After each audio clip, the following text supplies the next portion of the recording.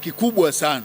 Ni kwa sababu tunazungumza, tuna engage lakini kwa nia ya kuwafanya wenzetu waelewe kwamba tasnia ya uwakili ni jambo la muhimu sana katika kuleta ustahimilivu lakini na uthabiti katika nchi.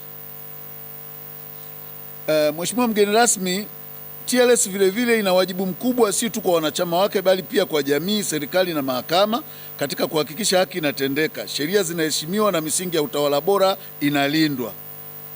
Na hapa ndipo pamekuwa pakionekana pana matatizo. Wengi hawaamini, labda ukinipa gari au ukanijengea mfumo au uamini kwamba ninatakiwa nisimamie wajibu wangu wa kisheria. Hatufanyi biashara ya kuuza wajibu, tunatekeleza wajibu. Hapa ndipo penye kazi kubwa sana ambayo TLS tumekuwa tukiipata changamoto, hususan sisi viongozi, kwa sababu kuna baadhi wanashindwa kuelewa kwamba jukumu letu ni la kisheria. Kwa hiyo ninapotekeleza jukumu langu, usinitishe. Ukikamata mtu ukamfikisha mahakamani, mimi nikaja kumsaidia, tukampa legal aid, usimshambulie wakili wala kutisha TLS, kwa sababu hatutakuogopa, tutaendelea kutekeleza wajibu wetu. Ukitaka tusifanye, futa kifungu hicho cha sheria. Na ndio jibu ambalo tumekuwa tukiwapa wenzetu kwamba hatufanyi, sisi hatutetei muhalifu wala hatusemi huyu mtu asikamatwe, lakini mtu akiomba huduma za msaada wa kisheria ni wajibu wetu kumpa kama anakidhi vigezo. Tusiadhibiwe kwa hilo. Limekuwa changamoto kubwa ambalo limeendelea na hali inakuwa sio nzuri. Imefika mpaka kuna mazingira watu wanaandika barua mahakamani, wanaiondolea TLS haki yake au wajibu wake wa kutoa legal aid kwa sababu mbalimbali. Mtu anaandika barua, unamuuliza unaondoaje haki ya kisheria au wajibu wa kisheria kwa barua, lakini mtu anakwambia ndio siasa, mmetaka siasa, tumeingia kwenye siasa. Kwa hiyo tunachojaribu kuonyesha kwamba members tujue kwamba licha ya maendeleo mazuri tunayopata kuna changamoto, lakini mimi nasema sisi kama viongozi wenu hatutaogopa, ili mradi natekeleza wajibu niliowekewa kisheria. Kuanzia mwezi ujao, kwa sababu tulitoa kale ka allowance ka Aprili, kuanzia mwezi ujao tutatekeleza sheria ili tuhakikishe wananchi wako salama. Lakini jambo la pili ambalo tunalizungumza ni namna ya kutriti mawakili vile vile. Mawakili wanapokuwa wakitekeleza wajibu wao, akifanya jambo ambalo ni kinyume, tuna kanuni zetu zinazotuongoza. Akifanya mahakamani kuna utaratibu. Tuliona moja ya tukio la ajabu kabisa, wakili mmoja alikuwa akipigwa mahakamani kama watu wanaua nyoka. Niliona wakipiga wakili Mahinyila, na wengine ukiwauliza wanakuambia yule ni Chadema. Hakuna kuwa Chadema hakuruhusiwi wakili kupigwa, kwa sababu wakili huruhusiwi kuwa kiongozi wa chama cha siasa na ukawa kwenye governing council. Lakini ukiwa wakili wa kawaida, uko CCM sawa, uko Chadema sawa, vaa uniform za chama chako utakavyo, ili mradi usichanganye professional na chama chako. Tuliona matukio kama haya, lakini ukweli nashukuru kwamba baada ya tukio kama hili tumechukua hatua kubwa sana za kulifanyia kazi. Lakini baadhi ya mambo ambayo yanatuumiza bado sisi kama mawakili na tunatakiwa tuyajadili na kuyatizama bila hofu ni wanachama wenzetu. Unajua, mti mbichi ukitendewa visivyo inakuwaje kwa mti mkavu? Sisi kama viongozi tumerise kwenye mamlaka husika na tunafikiri uendeshaji wa shauri la Tundu Lissu hauzingatii uadilifu wala sheria zinavyotaka. Na tukitoka hapa tuzungumze, hatutakiwi kuogopa, kwa sababu kama ni rungu silitaanza na sisi viongozi wenu. Tusiruhusu rais kiongozi mwenzetu aonewe. ule sio uendeshaji wa shauri la namna ile. Shauri ambalo limekwisha anza linasitishwa, kunakuwa na rufaa za ajabu katikati, watu wanaandika barua za malalamiko. Mwenzetu yule ni mdhaifu, mwili wake unamuona, mwaka naye yuko ndani anazunguka, na wote tuliona ukamataji. Na all we are lawyers in this room, we are lawyers. Na mimi nilisema kwamba tunaelewa sub judice rule, lakini usikamate watu kwa kuonewa alafu naniambia sub judice rule. Tundu Lissu sio muhaini, we all know that. Kama Tundu Lissu anatusumbua kisiasa, futa mfumo wa vyama vingi, kibaki chama kimoja, simple and clear. Kwa sababu kikibaki chama kimoja, mtamuondoa ndani ya chama chenu, akose forum. Haya mambo ndio tunaozungumza kwamba hata tukijaribu kuwa wastaarabu tunaonewa, tunasukumwa ili tuwe wakorofi.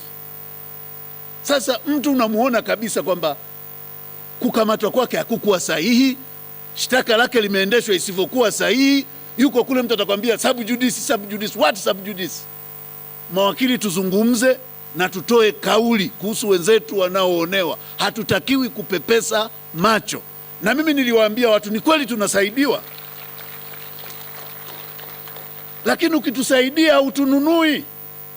Kwa sababu kama unatununua, chukua msaada wako, toka chukua. Tuheshimiane, serikali tuheshimu, sisi tuiheshimu, kwa sababu hatuchemshi gongo hapa, tunatetea wananchi. Kwa hiyo nilikuwa naomba tutakapofika kutizama haki za wanachama wetu tusicheze, kwa sababu tukizoea watu watuchezee watatudharau. They should know that we can, na sisi ni wananchi vile vile, tuna taaluma, tunajua utaratibu. Kwa hiyo nia yetu ni nchi iwe na utulivu, lakini hatuwezi kuleta utulivu katika hali ya kutokuheshimiana kwa kiwango kilichomithilika.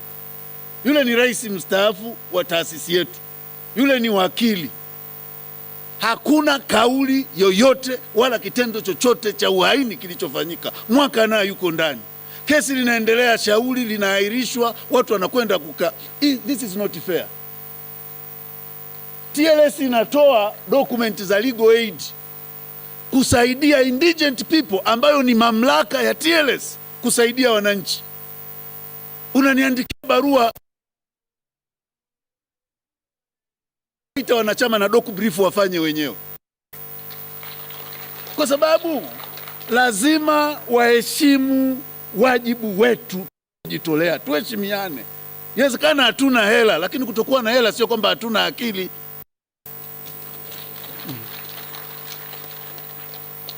Kwa hiyo ndugu mgeni rasmi, nalizungumza hili ni jambo linalo sana, kwa sababu watu wanatusaidia, tunawaheshimu, halafu hawatuheshimu.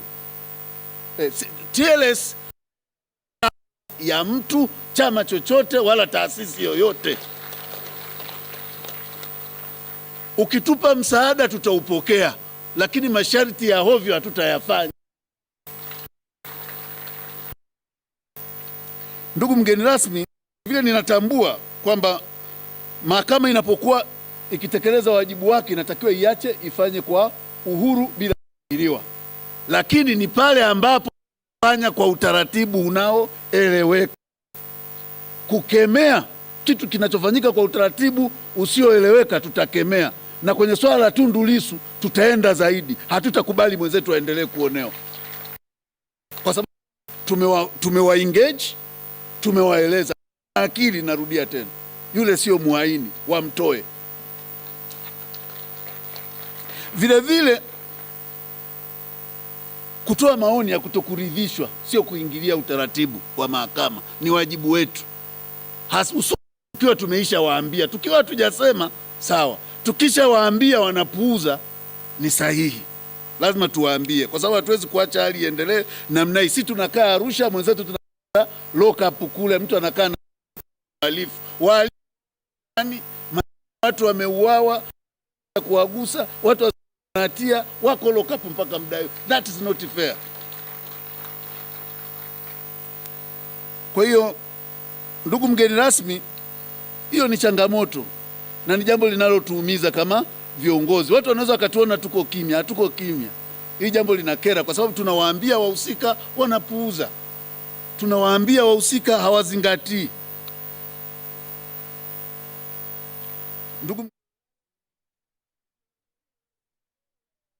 kule, mkaona eneo gani nyinyi mnaweza mkafanya, tukashukuru, na TLS tunafungua mikono kuwakaribisha. Oneni na nyinyi ni sehemu yetu katika utendaji. Kwa kumalizia, naomba kutoa shukrani zangu za dhati kwa wanachama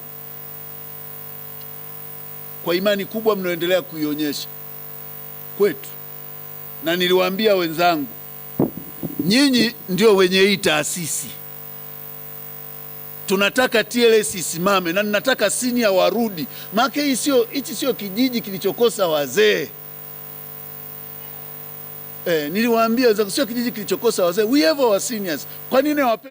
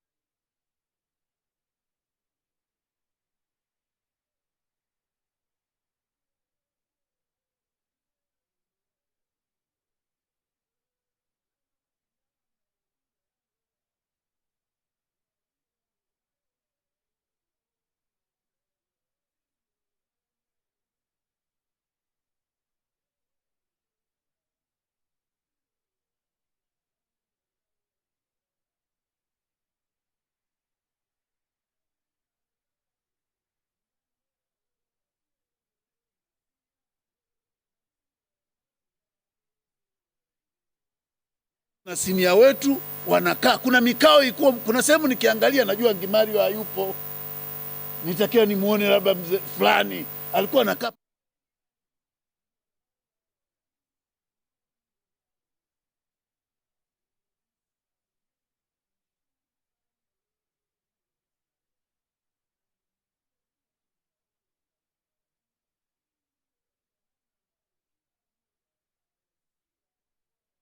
Arusha, my gap will be felt.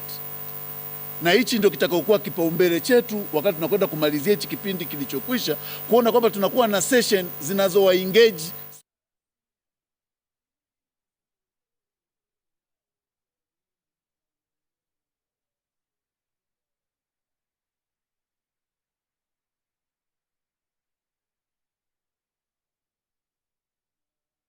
Kwa kusema haya, kwanza niombe radhi kwa kuchelewa, lakini vile vile nimkaribishe mgeni wetu Mheshimiwa Don Dea